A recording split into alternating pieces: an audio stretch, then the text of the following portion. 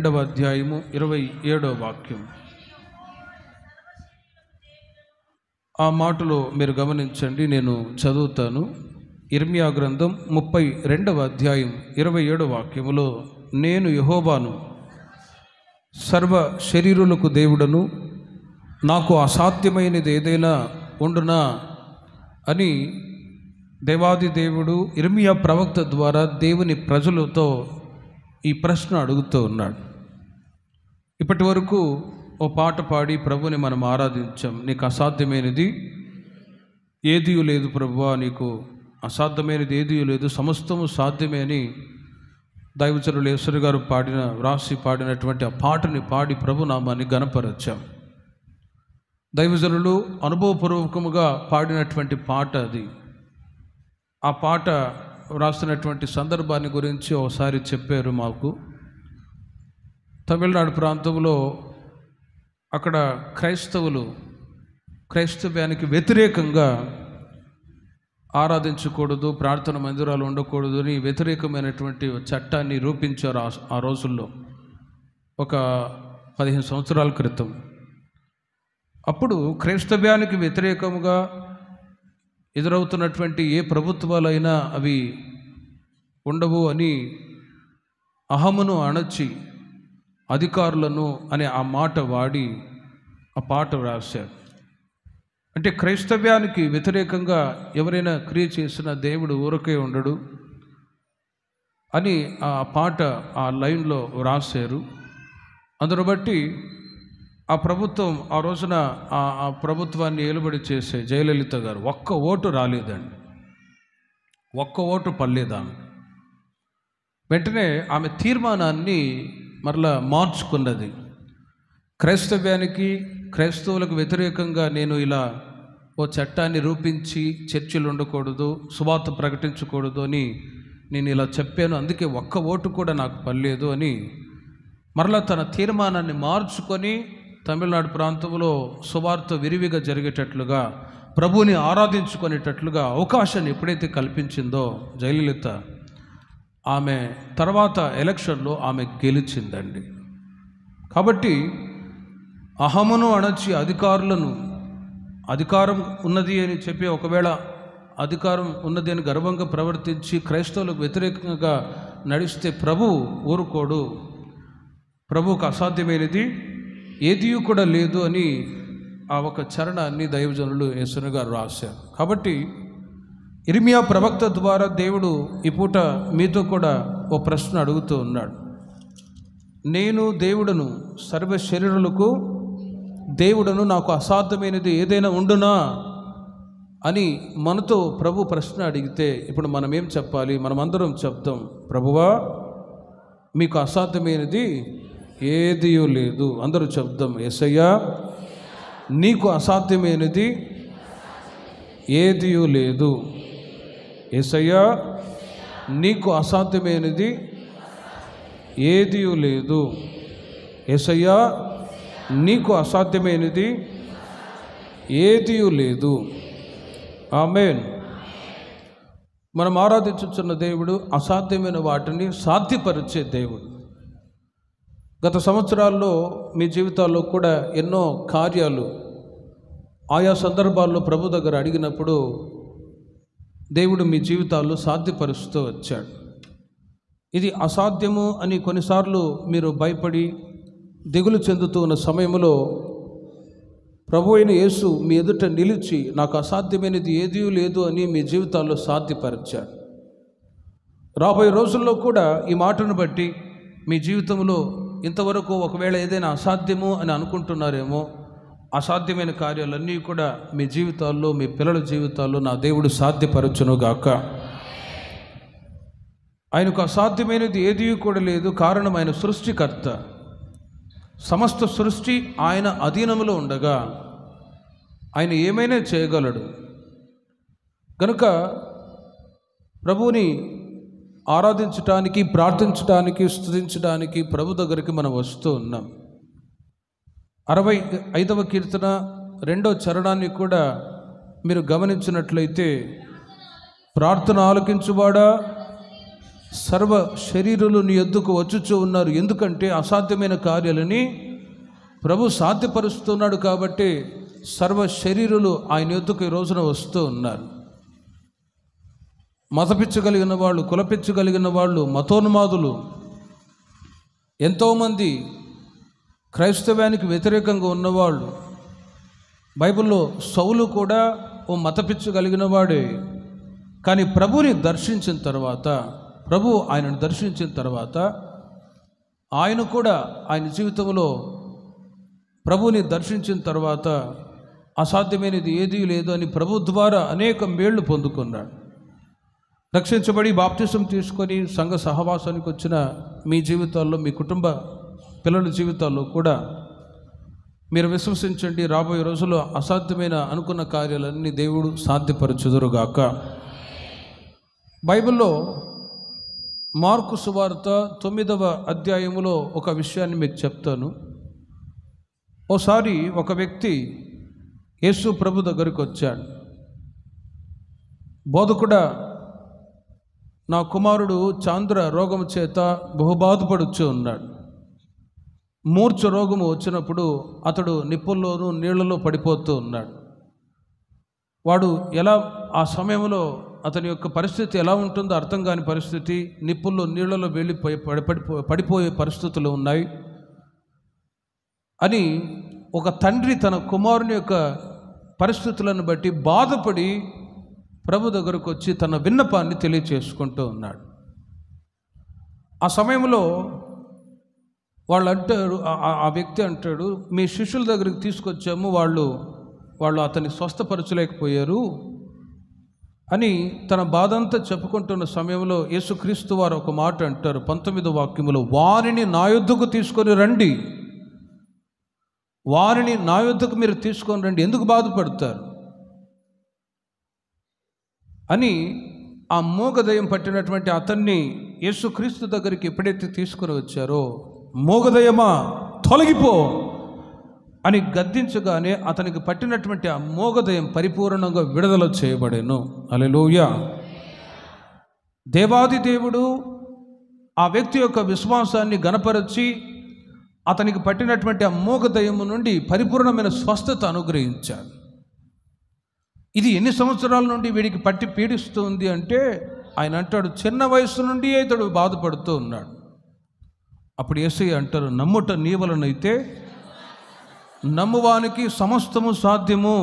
By faith everything is possible. విశ్వాసం, నమ్ముట నీ వలనైతే నమ్మువానికి సమస్తము సాధ్యము అని ఆ వ్యక్తితో చెప్పాడు. తన కుమారుడు బాగుపడి ఇంటికి తిరిగి వెళ్ళిపోయాడు. ఒక్కసారి ఆ సందర్భాన్ని మీరు ఆలోచించండి. అసాధ్యం అనుకున్నాడు ఆ తండ్రి. తన కుమారుడు మూర్ఛ రోగం చేత మూగదయం పట్టి బాధపడుతున్న సమయంలో ఎక్కడికెక్కడికో వెళ్ళి ఒకవేళ చూపించుకొని ఇబ్బంది పడి ఉండవచ్చు. కానీ ఎప్పుడైతే యేసుక్రీస్తు వారు చెప్పారు, వానిని నా యొద్దకు తీసుకొని రండి అనే ఆ మాట చాలా ప్రాముఖ్యమైనది. వానిని నా యొద్దకు తీసుకొని రండి. దేవుని ప్రజలైన మీరు ప్రభు దగ్గరికి ఎప్పుడైతే వస్తారో మీరు అసాధ్యమనుకున్న కార్యాలన్నీ కూడా నా దేవుడు సాధ్యం చేయుదురుగాక. కానీ ఎవరి దగ్గరికి మీరు రావాలి? ప్రభు దగ్గరికి రావాలి. యేసయ్య పాదాలు పట్టుకొని మీరు విశ్వాసంతో ప్రార్థన చేయగలగాలి. ప్రభువా, ఈ బలహీనత చేత నేను బాధపడుతూ ఉన్నాను, ఈ అనారోగ్యంతో బాధపడుతూ ఉన్నాను, దయచేసి మీరు నన్ను బ్రతికించండి అని మనం ప్రభు యొక్క పాదాలు పట్టుకొని రోజుల్లో ప్రార్థన చేయాలండి. కొన్ని సందర్భాల్లో అనారోగ్య పరిస్థితుల్లో వైద్యులను సంప్రదిస్తాం. వాళ్ళు కూడా చెప్తారు, ఇదిగో మీ దేవునికి మీరు ప్రార్థన చేసుకోండి, మేము చేసే ప్రయత్నాలన్నీ మేము చేశాం, మీ దేవునికి మీరు ప్రార్థన చేసుకోండి అని వాళ్ళు కూడా చెప్తారు. మా ప్రయత్నాలు మేము చేశాం. అందుకే వాక్యం చెప్తుంది, జీవన మరణాలు ఎవరి వశము? యెహోవా వశమై ఉండగా ఆయనే మనల్ని బాగు చేసేవాడు, ఆయనే ఏదైనా చేయగలడు. మనం ఈ రోజున సజీవ లెక్కలో ఉన్నాం, ఆరోగ్యకరంగా ఉన్నాము అంటే మన జీవితాల్లో కూడా ఆయన అసాధ్యం అనుకున్న కార్యాలను సాధ్యపరుస్తూ వచ్చాడు. ప్రేమిన వాళ్ళారా, నేను కూడా చెన్నై ప్రాంతంలో గత సంవత్సరంలో ఆ ప్రాంతంలో సేవ చేస్తున్నప్పుడు డెంగీ ఫీవర్ వచ్చింది.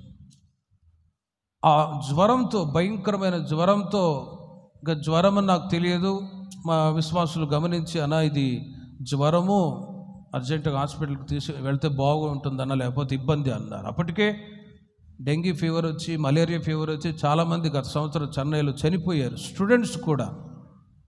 స్టూడెంట్స్ కూడా జ్వరం అని అర్థం కాకపోగా వాళ్ళు అలాగే ఉండిపోయారు, చనిపోయారు. బాధపడి మా విశ్వాసులు కొంతమంది, అన్న వెళ్తే మంచిది అని అక్కడ తీసుకెళ్ళారు. చూస్తే ఆ భయంకరమైన జ్వరంతో ఐసీయూలో పెట్టారు. ప్రేమిల పర్లారా, ప్లేట్లెట్స్ తగ్గిపోతూ ఉన్నాయి. 20,000కు వచ్చేయండి. ఇక నా పరిస్థితి మామూలు పరిస్థితి కాదు. కానీ ఒక విశ్వాసం, ప్రభు బ్రతికితే నీ సేవ చేస్తా. నా ఎదురు ఒక వృద్ధాప్యంలో ఉంటున్న ఆయన కూడా అనారోగ్యంతో బాధపడుతూ ఉన్నాడు. ఒక తమిళ్ పాస్టర్ వచ్చి ప్రార్థన చేస్తూ ఉన్నాడు. ప్రభు, ఇప్పుడు నేనే పాస్టర్ని, ఇప్పుడు నాకెవరు ప్రార్థన చేస్తారు? ఒకవైపు సంఘం ప్రార్థన చేస్తూ ఉంది, ఓకే.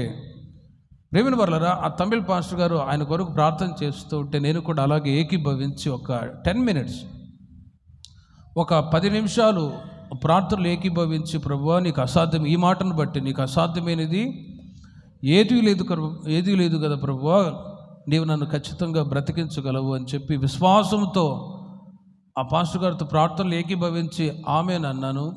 ఒక 1/2 hour తర్వాత మరలా బ్లడ్ టెస్ట్ చేస్తే 35,000కి ప్లేట్లెట్స్ మరలా పెరిగాయి. దేవునికి మహిమ కలుగును గాక. గ్రాడ్యువలీ 40,000, 50,000, 1,00,000 వరకు పెరిగింది. మరలా వెంటనే హాస్పిటల్ నుంచి బయటకు వచ్చాను. ప్రేమిన బర్లరు, ఒక్కసారి ఆలోచించండి. జీవన మరణాలు ఎవరి చేతుల్లో ఉన్నాయి? యెహోవా చేతుల్లో ఉన్నాయి. ఆయనే మనల్ని బ్రతికించేవాడు. కొన్నిసార్లు ఇది అసాధ్యం అనుకుంటాం. ఇలా కొంతమంది విశ్వాసుల జీవితాల్లో కూడా నేను గమనించినప్పుడు, నాకు తెలిసిన సహోదరి ఉంది. ఆమె హాస్పిటల్లో సహోదరి కోమాకు వెళ్ళిపోయింది. ఇక బ్రతకదేమో అనే ఒక నమ్మకం లేని పరిస్థితుల్లో డాక్టర్ గారు చెప్పేశారు, ఇక మేమేం చేయలేము, మీరు ప్రార్థన చేసుకోండి అని. ఆ హాస్పిటల్కి వెళ్ళి 10 మంది విశ్వాసులతో పాటు కలిసి అక్కడ వెళ్ళి ఆ సహోదరి కొరకు కన్నీళ్లతో ప్రార్థన చేశాం. ప్రేమిన వర్లరా, ఆ సహోదరి, కోమాలో ఉన్న సహోదరి ఇప్పుడు బాగుపడి మందిరంలో సాక్షిగా నిలిచి ఉన్నది. దేవునికి మహిమ కలుగును గాక. ఇలా గత సంవత్సరాలు ఎన్నో అద్భుతమైన ఆశ్చర్యమైన కార్యాలు చేసి దేవుడు మనల్ని బ్రతికిస్తూ వచ్చాడు. వీటన్నిటిని బట్టి ప్రభువుకు అసాధ్యమైనది ఏదీ కూడా లేదు. కృష్ణా జిల్లాలో సేవ చేస్తున్నప్పుడు కూడా ఒక కుటుంబం ఒక 15 సంవత్సరాల క్రితం ఆ ప్రాంతంలో కొంతమంది విశ్వాసులు లారీ డ్రైవర్స్ ఉండేవాళ్ళు. ఆ రోజుల్లో ఎక్కువగా ఒక 15 సంవత్సరాల క్రితం HIV ఎక్కువగా ప్రబలుతూ ఉన్న రోజులు అవి. ఒక విశ్వాస కుటుంబంలో ఆ సహోదరు లారీ డ్రైవర్, మొత్తానికి అతనికి HIV వచ్చేసింది. భార్య పిల్లలకు కూడా, పుట్టినటువంటి పిల్లలకు కూడా వచ్చేసింది రోగం. ఆ సహోదరు ఏడ్చుకుంటూ మందిరానికి వచ్చి, అన్నయ్య మరి నా భర్త ద్వారా నాకు నా చిన్న బాబు కూడా HIV వచ్చేసింది, దయచేసి ప్రార్థన చేయండి అని ఏడ్చి బాధపడుతుంది. ప్రేమిన వర్లారా, ఈ మాటను బట్టి ఆ సహోదరికి చెప్పాను, ఇదిగో ప్రభువుకు అసాధ్యమైనది ఏదీ లేదమ్మా, మీరు ప్రతిరోజు మందిరానికి దగ్గరలోనే ఉన్నారు కదా, మీరు ప్రతిరోజు మందిరానికి వచ్చి మీరు కన్నీళ్లతో ప్రార్థన చేసుకోండి, ఖచ్చితంగా విడుదల చేస్తాడు అని నవంబర్ నెలలో ఆ సహోదరి బాధపడి తన సమస్యను చెప్పుకున్నదా. నవంబర్ నెల, డిసెంబర్ నెల ఆ 2 నెలలు దేవుని మందిరానికి రావడం, ఏడ్చుకొని ప్రార్థన చేయడం,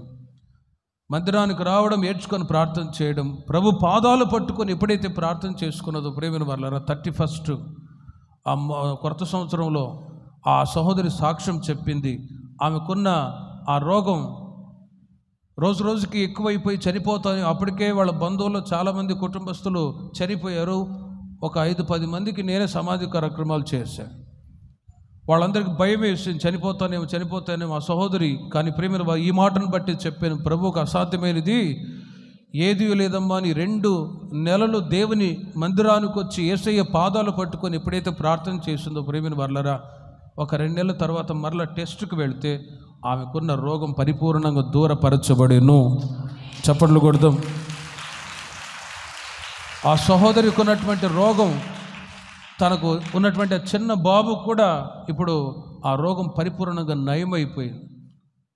ప్రతి సంవత్సరం గుడాల పండుగ వాళ్ళు కలుస్తారు, భార్య భర్త ఇద్దరు.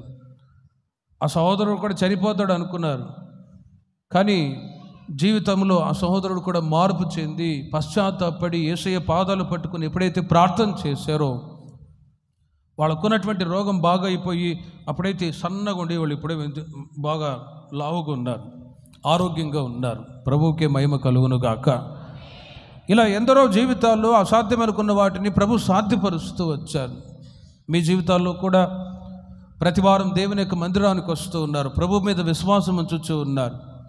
ఉద్యోగ విషయంలో, వ్యాపార విషయంలో, అనారోగ్య విషయంలో ఒకవేళ బాధపడుతూ ఉన్నా కూడా ప్రేమిన వర్లరా, మనుషుల దగ్గరికి వెళ్ళి కొన్నిసార్లు మీరు సహాయం చేయండి, మేలు చేయండి, ఆరోగ్యాన్ని దయచేయండి అని ఒకవేళ మనం బ్రతిమలాడినా కూడా వాళ్ళు కూడా అంటారు, మేము చేసే పనులన్నీ, ప్రయత్నాలన్నీ మేము చేసే, మీరు ప్రార్థన చేసుకోండి. కాబట్టి ఈ రోజున దేవుని ప్రజలైన మీరు యేసయ్య చెప్పినట్లుగా వారిని నా యుద్ధకు మీరు తీసుకొని రండి. ఆ మూగదయం పట్టిన ఆ కుమారుణ్ణి తండ్రి యేసు క్రీస్తు దగ్గరికి ఎప్పుడైతే తీసుకొని వచ్చారో ప్రభు మీద ఉంచిన విశ్వాసాన్ని బట్టి ఆ మూగదయం పరిపూర్ణంగా విడుదల పొంది స్వస్థ చిత్తుడయ్యాడు. దేవుని ప్రజలైన మీరు ప్రభు యొద్దకు వచ్చినప్పుడు మీ జీవితాల్లో కూడా అసాధ్యం అనుకున్న కార్యాలన్నీ దేవుడు సాధ్యపరచుదురుగాక. నమ్ముట నీ వలనైతే నమ్మువానికి సమస్తము సాధ్యము. విశ్వాసముతో ప్రభు దగ్గరికి మీరు రావాలి, ప్రభు దగ్గరికి రావాలి. మనుషులు నమ్ముట కంటే యెహోవాను ఆశ్రయించుట మేలు. కాబట్టి ప్రియమైన వారలారా, ప్రభు దగ్గరికి మీరు ఇలాగే ప్రతి వారం దేవుని మందిరానికి వచ్చి, ద్వారాలు ఎప్పుడు తెరవబడే ఉంటాయి, మందిరం ద్వారాలు. ఏ సమయంలో వచ్చైనా మీరు ప్రార్థన చేసుకొని ఇక్కడ మీరు వెళ్ళి మీరు ఆశీర్వాదకరంగా కొనసాగునట్లు దేవుడు సహాయము దయచేయుదురుగాక. మందిరాలు ఎప్పుడు తెరవబడి ఉంటాయి. ఏ సమస్య వచ్చినా కూడా వెంటనే మందిరంలో మీరు ప్రార్థన చేసుకొని ఒక అరగంట, గంట ఏడ్చుకొని ప్రార్థన చేసుకునే ఇబ్బంది లేదు. ఇక్కడ ఏడ్చినా ప్రార్థన చేసుకుంటుందిలే, ప్రార్థన చేసుకుంటున్నాడులే అంటారు. ఇంట్లో ఏడుస్తే ఇక అంతే సంగతులు, ఎవరైనా చచ్చారా అంటారు. కాబట్టి ఇక్కడికి మీరు ఏ సమస్యతో ఉన్నా కూడా ఇక్కడ వచ్చి మీరు మీ బాధ అంతా యేసయ్యతో చెప్పుకొని మీరు ప్రార్థన చేసుకొని అసాధ్యమనుకున్న కార్యాలని మీరు సాధ్యం చేసుకొందురుగాక. దానియేలు గ్రంథం 3వ అధ్యాయములో ఇంకొక విషయాన్ని మీకు చెప్తాను. మార్కు సువార్త 9వ అధ్యాయము 17, 18, 19 వాక్యాల్లో మొదటి మాటను మీరు తర్వాత చదువుకోనండి. ఇంకొక మాట, ఓసారి నెబుకద్నెజరు అనే రాజు ఒక బంగారు ప్రతిమని నిర్మించాడు. 60 మూరల ఎత్తు, 6 మూరల వెడల్పు గల ఒక బంగారు ప్రతిమని చేయించి దూరా అనేటువంటి ఒక మైదానంలో ప్రతిష్ఠించాడు. ఆ ప్రతిష్ఠ రోజుకి అందరూ రావాలి అని చాటింపు చేశాడు. మంత్రులు, అధికారులు, ప్రజలందరూ కూడా రావాలి. వీణే, విపంచిక, ఇంకా సకల విధములకు వాయిద్యధ్వనులు వినబడుతూ ఉన్నప్పుడు అందరూ వచ్చి నేను ప్రతిష్ఠించే ఆ బంగారు ప్రతిమకి మీరు నమస్కారం చేయాలి. ఎవరైతే నమస్కారం చేయరో వారిని ఏం చేయాలి? అగ్నిగుండములు వేస్తాము అనే ఒక కట్టడ. కానీ షద్రక్, మెషక్, అబేద్నెగో వాళ్ళు ఆ కట్టడ విన్నా కూడా భయపడకుండా వాళ్ళు ఏం చేశారంటే తమ దేవునికి వాళ్ళు ప్రార్థన చేసుకుంటూ ఉన్నారు. కొంతమంది వెళ్ళి రాజుగారికి చెప్పారు, ఇదిగో రాజుగారు, నీవు ప్రకటించినటువంటి ఆ సందేశాన్ని వాళ్ళు పట్టించుకోక షద్రక్, మెషక్, అబేద్నెగో అనే వాళ్ళు నీ మాట లెక్క చేయక ఉన్నారు అన్నప్పుడు రాజుగారు కోపగించుకొని వాళ్ళని తీసుకురండి అని చెప్పాడు. ఇంకొకసారి వీణే, విపంచిక, ఇంకా సకల విధములకు వాయిద్యధ్వనులన్నీ వినిపించబడతాయి. ఇప్పుడైనా సరే సెకండ్ టైం మీరు నేను ప్రతిష్ఠించిన బంగారు ప్రతిమకి నమస్కారం చేస్తే తప్ప, లేకపోతే మిమ్మల్ని అగ్నిగుండములు వేస్తామన్నారు. వాళ్ళు అంటారు, ఇదిగో రాజా, నీవు చెప్పేటువంటి ఈ మాటలకి మేము భయపడే వాళ్ళం కాదు. మేము ఆరాధించుచున్న దేవుడు జీవము కలిగిన వాడు. 17-18 వాక్యాలు మీరు చూడండి. దానియేలు గ్రంథం 3వ అధ్యాయము 17-18 వాక్యములో, మేము సేవించుచున్న దేవుడు మండుచున్న వేడిమి గల ఈ అగ్నిగుండములో నుండి మమ్మును తప్పించి రక్షించుటకు సమర్థుడు, మరియు నీ వశమున పడకుండా ఆయన మమ్మును రక్షించును. ఒకవేళ ఆయన రక్షింపకపోయినను, రాజా నీ దేవతలను మేము పూజించమనియు నీవు నిలవబెట్టించిన బంగారు ప్రతిమకు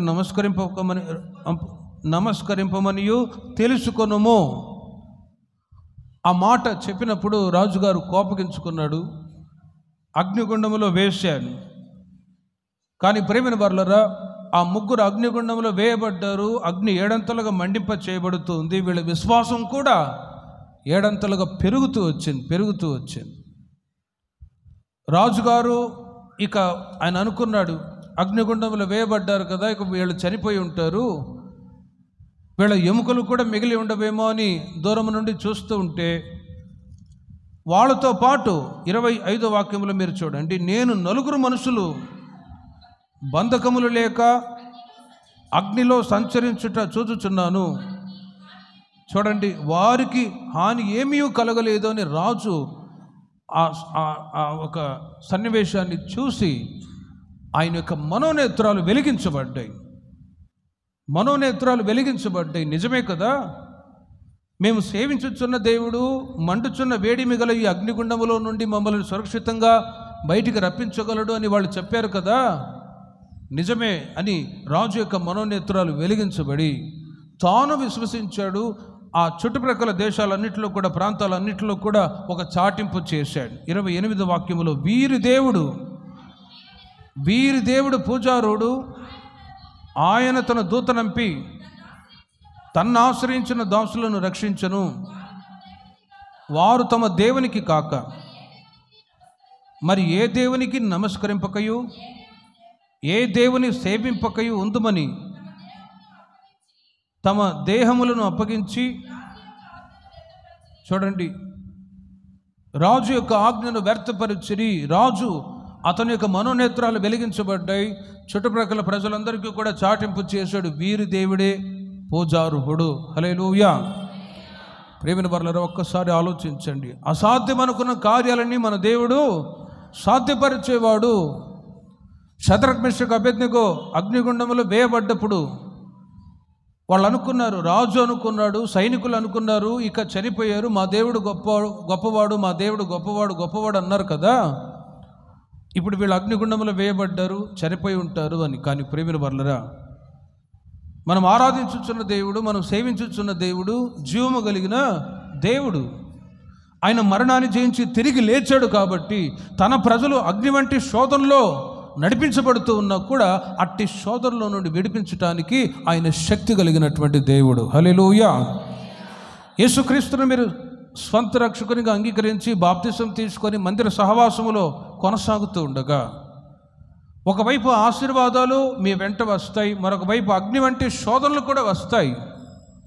కానీ శోధనలకు మీరు భయపడకూడదు. కానీ శోధన నుండి విడిపించే దేవునికి మీరు భయపడుట ద్వారా అసాధ్యం అనుకున్న కార్యాలని మీ జీవితాలలో నా దేవుడు సాధ్యము చేయుదురుగాక. కానీ ఒక పని మనం చేయాలి. సామెతల గ్రంథం 15వ అధ్యాయము 8వ వాక్యములో ఒక మాట రాయబడి ఉంది, యథార్థవంతుల ప్రార్థన ఆయనకు ఆనందకరము అనే మాట ఉంది. యథార్థవంతుల ప్రార్థన ఆయనకు ఆనందకరము. ఈ షద్రక్ మెషక్ అబేద్నెగో వీళ్ళ జీవితాల్లో అసాధ్యం అనుకున్న కార్యాలు సాధ్యమవటానికి గల ముఖ్యమైన కారణం ఏంటంటే, మోషే వారికి ఇచ్చినటువంటి 10 ఆజ్ఞల్లో మొట్టమొదటి ఆజ్ఞ ఏంటి? నేను తప్ప వేరొక దేవుడు ఉండకూడదు, పూజించకూడదు. భూమి పైన కానీ భూమి సముద్రం లోపల కానీ ఎక్కడైనా ఏ ప్రతిమను కానీ మీరు చేసుకునవద్దు, నమస్కరించవద్దు. ఈ విషయంలో దేవాది దేవుడు వైరాగ్యం కలిగిన వాడు. ఆ ఆజ్ఞని, ఆ మొట్టమొదటి ఆజ్ఞని ఈ షద్రక్ మెషక్ అబేద్నెగో వీళ్ళు యథార్థంగా ఖచ్చితంగా పాటించిన వాళ్ళండి. కనుకనే వాళ్ళు అగ్నిగుండంలో వేయబడ్డా కూడా దేవుడు వారిని ఆ అగ్నిలో నుండి మరలా బయటికి తీసుకొని వచ్చాడు. రాజు చూస్తూ ఉన్నాడు, ఏంటి వీళ్ళు ఏ విధంగా అగ్నిగుండంలో వేయబడ్డారో అదేవిధంగా వీళ్ళు తిరిగి వచ్చారే, వస్త్రాలు కాలిపోలేదు, తల వెంట్రుకలు కాలిపోలేదు, శరీరం కాలిపోలేదు, వీరి దేవుడే నిజమైన పూజార్హుడు అని ఆయన యొక్క మనోనేత్రాలు వెలిగింపబడ్డాయి. దేవునికి మహిమ కలుగును గాక. ప్రేమిన వర్లరా, ప్రభువుని మీరు సేవించే విషయంలో యథార్థంగా మీరు ప్రభు సన్నిధిలో ప్రార్థన చేయగలగాలి. ప్రభువుని మీరు విశ్వసిస్తూ ప్రభు మార్గంలో నడిపించబడుతూ ఉన్నప్పుడు సడన్గా కొన్ని అగ్ని వంటి శోధనలు వస్తాయి.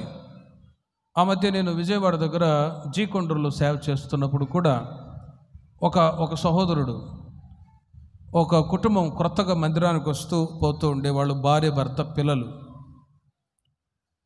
భార్యాభర్త పిల్లలు చక్కగా మందిరానికి వస్తూ పోతూ ఉండేవాళ్ళు.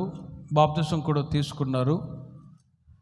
సడన్గా వాళ్ళ ఇంటికి మొదట వెళ్ళినప్పుడేమో గుడిసెలో వాళ్ళు భార్యాభర్త వాళ్ళు సంతోషంగా చిన్న పని చేసుకుంటూ బ్రతుకుతూ ఉండేవాళ్ళు.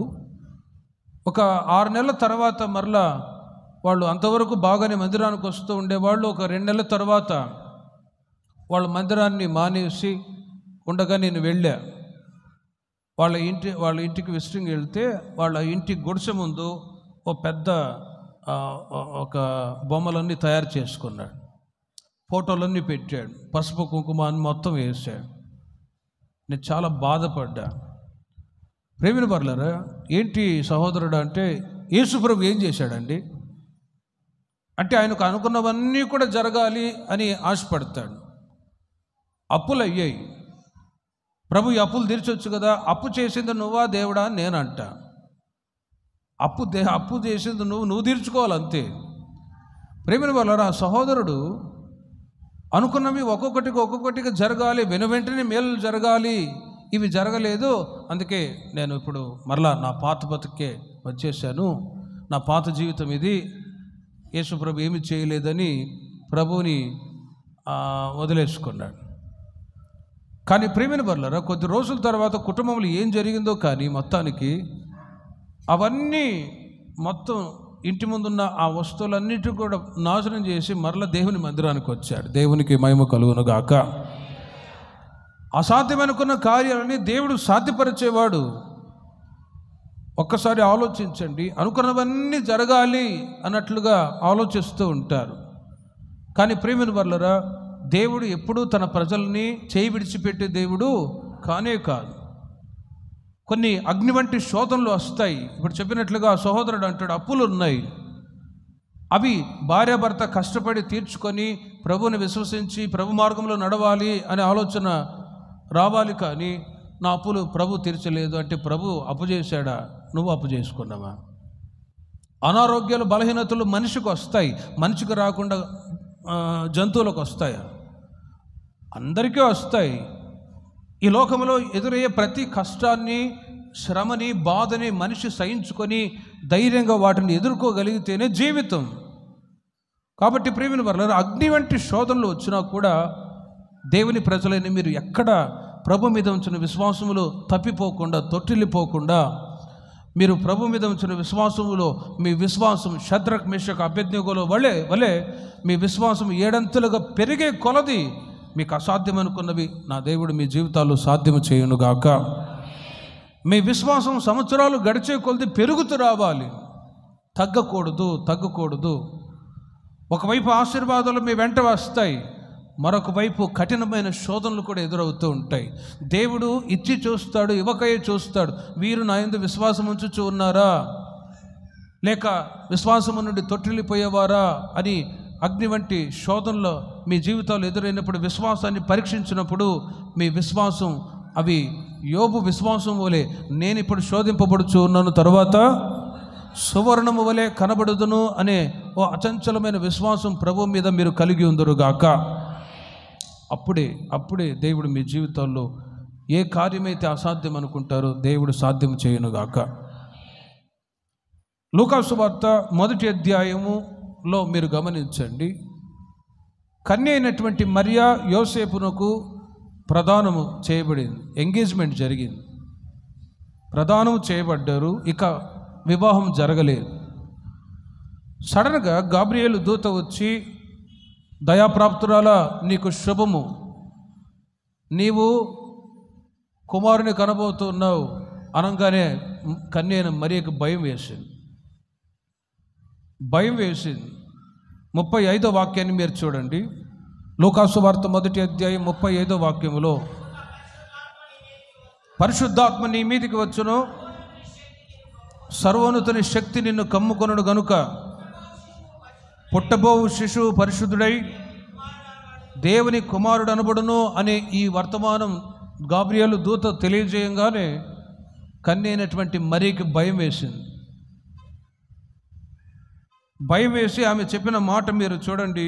1వ అధ్యాయము 34వ వాక్యములో, అందుకు మరియా, నేను పురుషుని ఎరుగని దాననే, ఇది ఎలాగు జరుగునని దూతతో అడుగుతుంది. ఇది ఎలాగు జరుగు, హౌ ఇట్ పాసిబుల్, ఇది సాధ్యమగునా? సమాజం ఏమనుకుంటుంది?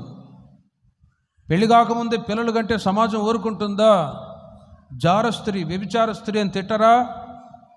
ఇది ఏంటి అని, ఇది ఎలాగు జరుగును, హౌ ఇట్ పాసిబుల్, ఇది అసాధ్యమని మరియా ప్రశ్న వేస్తుంది. ఈ మాటను బట్టి లోకములో రకరకాలుగా బ్యాడ్గా కామెంట్ చేసి మాట్లాడే వాళ్ళు కూడా ఉన్నారు. కానీ అవన్నీ కూడా అనవసరం మనకి. కానీ దేవుని యొక్క దూత చెప్తుంది, పరిశుద్ధాత్మ నీ మీదికి వచ్చును, సర్వోన్నతుని శక్తి నిన్ను కమ్ముకొనుడు గనుక పుట్టబోవు శిశువు పరిశుద్ధుడై దేవుని కుమారుడు అనబడును. ఆ శుభవర్తమానాన్ని కన్య అయినటువంటి మరియా పరిపూర్ణంగా విశ్వసించింది. కానీ భయం. కానీ పరిశుద్ధాత్మ ద్వారా నీవు కుమారుని కనబోతున్నావు అన్నప్పుడు ఇది ఎలాగూ జరుగునో అని, ఇది అసాధ్యం అనుకున్న కార్యం అని ఆమె మాట్లాడుతుంది. కానీ 38వ వాక్యం వచ్చేసరికి మరియా యాక్సెప్ట్ చేస్తుంది. అందుకు మరియా, ఇదిగో ప్రభుదాసురాలను, నీ మాట చొప్పున నాకు జరుగునుగాక అనేను. దేవునికే మహిమ కలుగునుగాక. ఒక్కసారి ఆలోచించండి, మరియ జీవితంలో అసాధ్యం అనుకున్న కార్యాన్ని దేవుడు సాధ్యపరిచాడు. ఇది ఎలాగూ జరుగును అని దూతతో అంటే, లేదు, నువ్వు పరిశుద్ధాత్ముడు నీ మీద కమ్ముకొని నీవు కుమారుని కనబోతున్నావు. ప్రియమైన వారలారా, ఆమె ఎప్పుడైతే ఇది అసాధ్యం అనుకున్నదో దేవుని యొక్క మాట దూత ద్వారా పలకబడ్డప్పుడు ఒక మాట అంటుంది, నీ మాట చొప్పున నాకు జరుగునుగాక. ద విల్ ఆఫ్ గాడ్, దేవుని యొక్క చిత్తం ఆమె జీవితంలో నెరవేర్చబడే నిమిత్తమై పరిపూర్ణంగా తను తాను అప్పగించుకున్నది. కనుకనే ఆమె అంతటి ఓ గొప్ప ఆశీర్వాదాన్ని ప్రభు యొద్ద పొందుకున్నందువలన 49వ వాక్యములు మీరు గమనించినట్లయితే, సర్వశక్తుడు నాకు గొప్ప కార్యములు చేసెను గనుక ఇది మొదలుకొని అన్ని తరముల వారును నన్ను ధన్యురాలని అందురు. ఇప్పుడు అందుకే మరియమ్మ తల్లో నువ్వు ధన్యురాలవి, ధన్యురాలవి, ధన్యురాలవి. గుణదల కొండకెళ్తే ధన్యురాలవి, ఎక్కడికి వెళ్ళినా ధన్యురాలవి. ప్రేమిన వర్ల ఒక్కసారి ఆలోచించండి, అసాధ్యం అనుకున్న కార్యాన్ని ప్రభు ఆమె జీవితంలో సాధ్యపరిచాడు. దేవుని యొక్క చిత్తానికి దేవుని ప్రజలైన మీరు అప్పగించుకున్నప్పుడు ఏ కార్యమైనా ఆయన చేయగలడండి. అందుకే వాక్యం చెప్తుంది, మీరు ఏదైనా ప్రభు దగ్గర అడగటానికి ముందుగా మీకు ఏది అవసరమో ప్రభువుకు తెలుసు. కాబట్టి దైవ చిత్తానుసారంగా మీరు ఏది అడిగినా కూడా నా దేవుడు వాటిని మీకు అనుగ్రహించుదురుగాక. మీకు ఏది అవసరమో ప్రభువుకు తెలుసు. ఆయా సమయాలలో మీ అక్కర్ల అవసరతలు తీర్చే దేవుడు ఉన్నాడు. ఆ మధ్య ఒక భార్య భర్త 11 సంవత్సరాలైంది సంతానం లేక.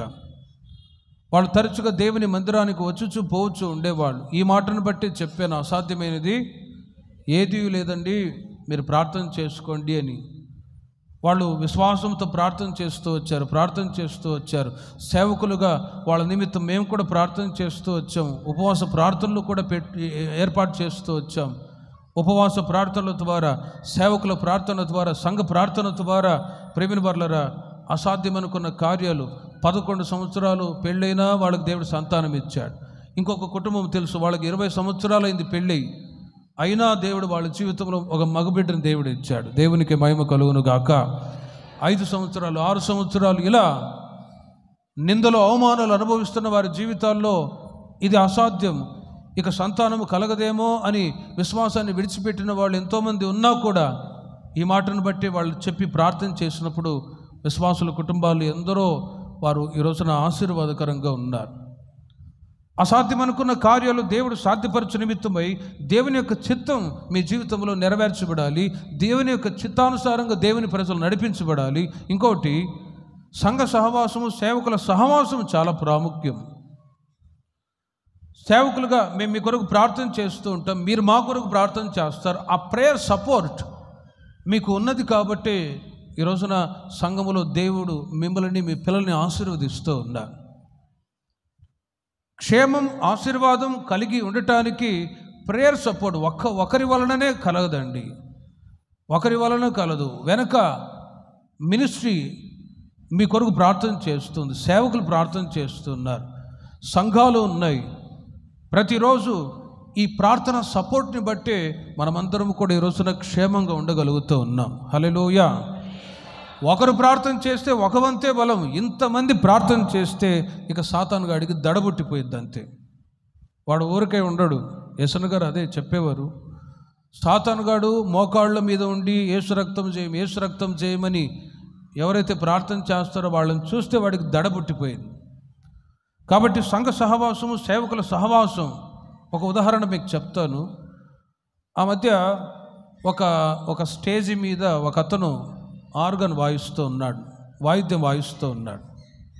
పాత రోజుల్లో వాయిద్యం వాయించాలి అంటే దానికి ఆ స్టేజ్ వెనుక ఒక పైపు లాంటిది ఉండేది. వెనక స్టేజ్ దగ్గర పంపు లాంటిది గాలి కొట్టేవాడు వెనక ఉండేవాడు. స్టేజ్ వెనక ముందేమో ఆర్గన్ వాయించేవాడు ఒక వ్యక్తి. ఈ ఆర్గన్ వాయించే వ్యక్తి ఇలాగే ప్రజలందరూ వచ్చి ఉంటే, హలో ఆడియన్స్, ఇప్పుడు నేను మీ ముందు ఈ ఆర్గన్ వాయించి మిమ్మల్ని సంతోషింపచేస్తాను, ఆనందింపచేస్తాను. నేను నేను నేను మీ మధ్యలో ఉండి ప్లే చేస్తాను. నేను ఈ మంచి ప్లెజెంట్ మ్యూజిక్ వాయించి మిమ్మల్ని సంతోషింపచేస్తాను అని నేను అంటూ ఉన్నాడు. వెనక పంపు కొట్టేవాడికి మండి, ఒరే ఆపరా, నేను అంటావేంటి, నేను వెనకుండి గాలి పంపు కొడితే తప్ప నువ్వు ఆర్గన్ వాయించలేవు, ఆ మాట ఆపు అన్నాడు. చూడండి, అలాగే సంఘములో దేవుని ప్రజలైన మీరు, మనమందరము క్షేమంగా ఈ రోజున దేవుని ప్రజలైన మీరు నడిపించబడుతున్నారంటే మీ కొరకు ప్రార్థన చేసే సేవకులు మినిస్ట్రీ ఉన్నది. దేవునికి మహిమ కలుగును గాక. అందుకే ఈ పుస్తకాన్ని కూడా ఇచ్చాను. ప్రతి కుటుంబంలో ఈ స్తోత్ర బలి, ఉదయాన్నే మీరు పనులకు వెళ్ళేటప్పుడు ఎర్లీ మార్నింగ్ మీరు ప్రభుని స్తుతించి 1 గంట సేపు మీరు ప్రభుని సన్నిధిలో మీ కుటుంబంలో ప్రార్థన చేసుకొని వెళ్ళి చూడండి. మీ కుటుంబాల్లో ఉంటున్న సమస్యలన్నీ తీరిపోయి సుఖశాంతితో మీరు ఉందరుగాక. ప్రైజ్ అండ్ ప్రేయర్, స్తుతి, ఆరాధన దేవుని ప్రజలైన మనకు ఎంతైనా అవసరము. ఇవి లేకుండా ఉన్నందువలననే కుటుంబాల్లో సమస్యలు, అసమాధానాలు, గొడవలు ఎదురవుతూ ఉంటాయి. బైబిల్ చెప్తూ ఉంది, మీరు సమయాన్ని పోనివ్వక సద్వినియోగం చేసుకోనండి, అజ్ఞానుల వలె కాకుండా జ్ఞానం కలిగి నడుచుకోనండి. ఆ మధ్య అమెరికా నుంచి వచ్చిన ఒక సహోదరుడు చెప్పేవాడు, అన్నయ్య, అమెరికాలో ఏ ఒక్కరూ ఖాళీగా ఉండరు, వాళ్ళ పనుల మీద వాళ్ళు బిజీగా ఉంటారు, వాళ్ళ పనులు వాళ్ళే చేసుకుంటూ బిజీగానే ఉంటారు. మరి ఇండియాలో ఒకళ్ళు చేస్తే 10 మంది ఫ్రీగా కూర్చొని తింటారు.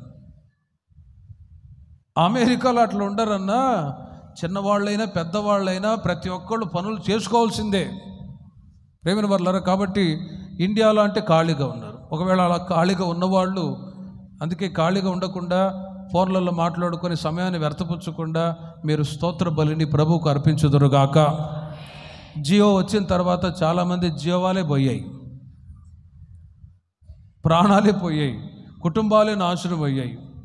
కాబట్టి ప్రియమైన వారు, సమయాన్ని పోనివ్వకుండా ప్రభు రాకడ దినాల్లో ఉన్నాం కనుక అసాధ్యమైన కార్యాలు మీ జీవితాలలో సాధ్యం చేసుకోవటానికి ప్రైజ్ అండ్ ప్రేయర్, మీరు ప్రభుని స్తుతిస్తూ ప్రార్థించు ఉండే అనుభవం చాలా ముఖ్యమైనది. దానియేలు బబులోను దేశంలో ఉన్నా కూడా స్తుతిస్తూ ప్రార్థిస్తూ వచ్చాడు కనుకనే సింహాల గుహలో వేయబడ్డా కూడా అక్కడ నుండి కూడా దేవుడు రక్షించి విడిపించాడు.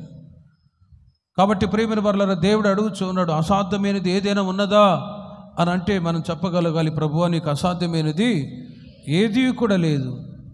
ప్రభు యొద్దకు రావాలి. ప్రభు యొద్దకు ఆ మూగదయం పట్టిన వారిని తీసుకొని వచ్చినప్పుడు దేవుడు బాగు చేశాడు. షద్రక్ మేషక్ అబేద్నెగో వాళ్ళు యథార్థంగా ప్రభువుని సేవిస్తూ ఎక్కడ విగ్రహారాధనకి లేకపోతే అన్య దేవతల వైపు తిరిగి దేవుని మనసు వాళ్ళ లోక సంబంధమైన మనుషుల వైపు అన్య దేవతల వైపు వెళ్లకుండా యథార్థంగా ప్రభువుని సేవిస్తూ వచ్చారు. వాళ్ళ జీవితంలో అసాధ్యమనుకున్న దేవుడు సాధ్యపరుస్తూ వచ్చారు. మరియ జీవితంలో కూడా ఇది ఎలాగూ జరుగునో అన్నదా, కానీ తర్వాత అంటది, నీ మాట చొప్పున నాకు జరుగునుగాక. ద విల్ ఆఫ్ గాడ్, దేవుని యొక్క చిత్తానికి మీరు అప్పగించుకొని మీరు నడిపించబడండి. ఈ సహవాసము ద్వారా మీ జీవితాల్లో అసాధ్యం అనుకున్నవన్నీ కూడా రాబోయే రోజుల్లో దేవుడు సాధ్యం చేయుదురుగాక.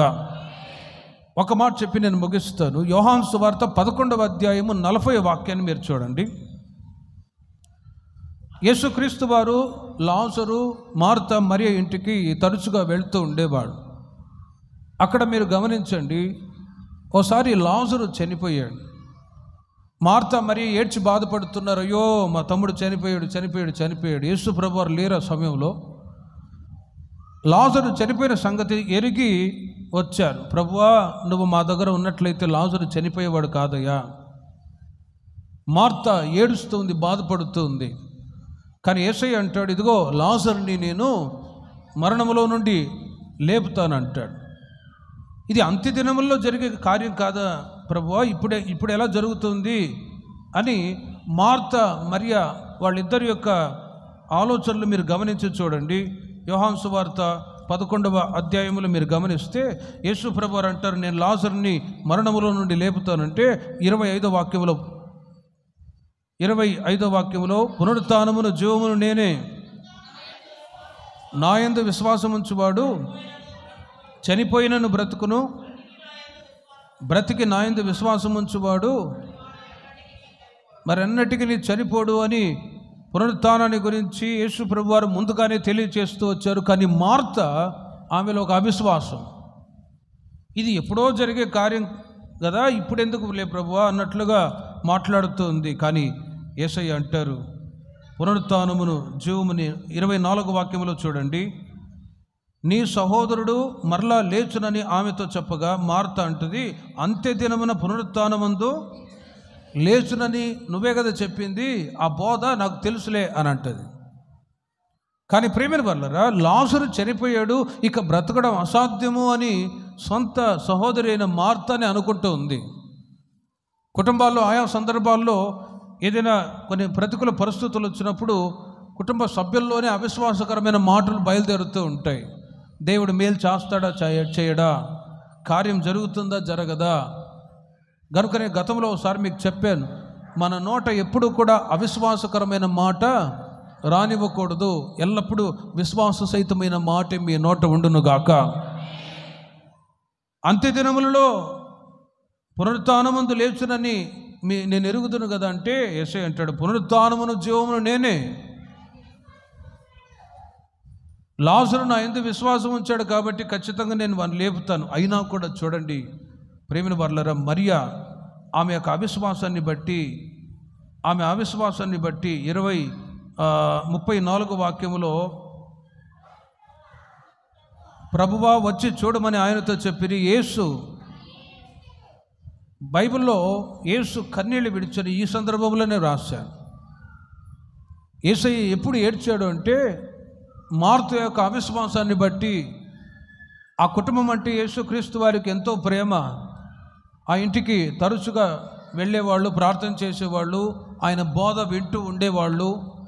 కానీ ప్రేమిన వర్లరా, మార్త యొక్క అవిశ్వాసాన్ని బట్టి యేసు ప్రభు వారు కన్నీళ్లు విడిచారు. అరే, వీళ్ళు ఇంత దైవభక్తి కలిగి విశ్వాసంలో నడిపించబడుతూ ఉన్నా కూడా నేను ఇప్పుడు చనిపోయిన లాజర్ని బ్రతికిస్తాను అన్నా కూడా మార్త ఎందుకు విశ్వసించట్లేదు అని కన్నీళ్లు విడిచి యేసయ్య అంటారు, ఇదిగో మార్త, నీవు నమ్మిన ఎడల దేవుని మహిమను చూతువు, అవిశ్వాసంతో ఉండవద్దు, విశ్వాసంతో ఉండు అని ఆమెను గద్దించి సమాధి దగ్గరికి వెళ్ళి లాజరు బయటికి రా అనగానే లాజరు సమాధిలో నుండి బయటకు వచ్చేసాడు. చప్పట్లు కొట్టండి గట్టిగా. సమాధిలో నుండి సజీవుడిగా బయటికి లేచి వచ్చేసాడండి. ఆ లాజరు సమాధి కూడా యెరూషలేం ప్రాంతంలో దేవుని కృపలో చూడటానికి సహాయం చేశాడు. ఓ లోతైన సమాధి, ఒక అండర్ గ్రౌండ్ లాగా ఉంటుంది, అక్కడి నుంచి బయటకు వచ్చేసాడు. ప్రేమిన వారలారా, లాజరు చనిపోయాడు, అసాధ్యము అనుకున్నారు. కానీ ప్రభు లాజరు అని పేరు పిలవంగానే లాజరు బయటకు వచ్చేసాడు.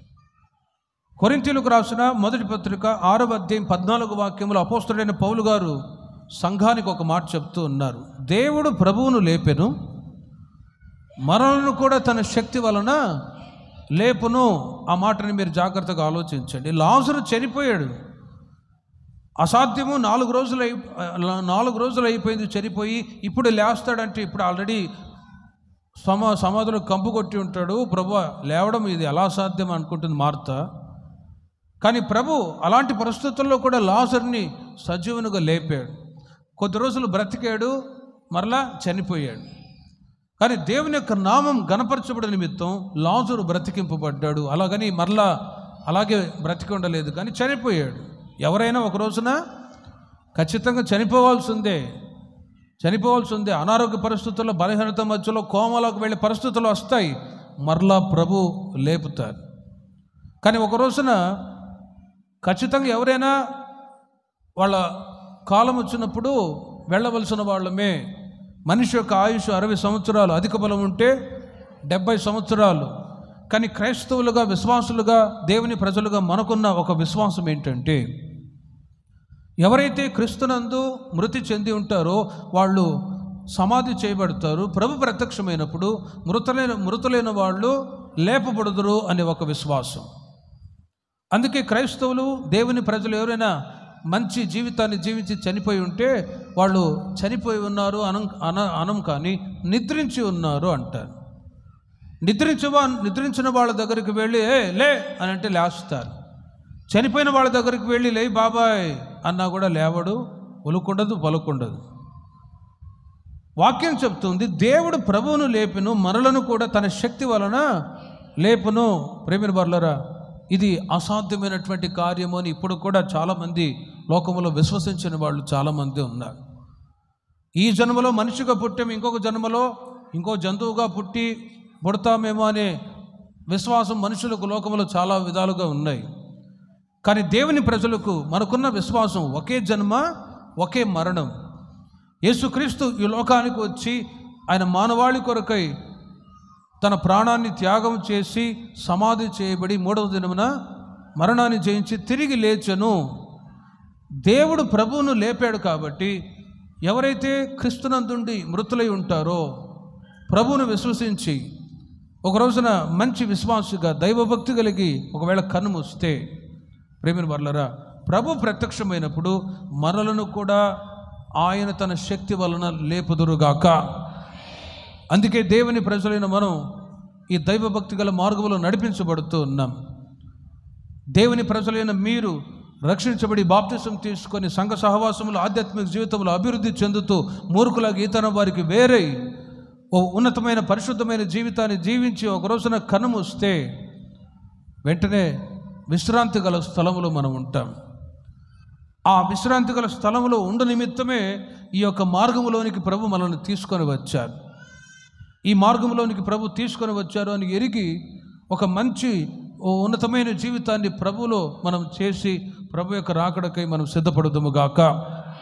ప్రార్థన చేసుకుందాం. విన్న వాక్యాన్ని బట్టి ఒక 5 నిమిషాలు అందరూ ఈ పునరుత్థానపు ఆరాధనలో మీరు కూడా ఇది అసాధ్యము అని ఏ విషయంలో మీరు ఇది అసాధ్యం అనుకొని వచ్చారో ఒక 5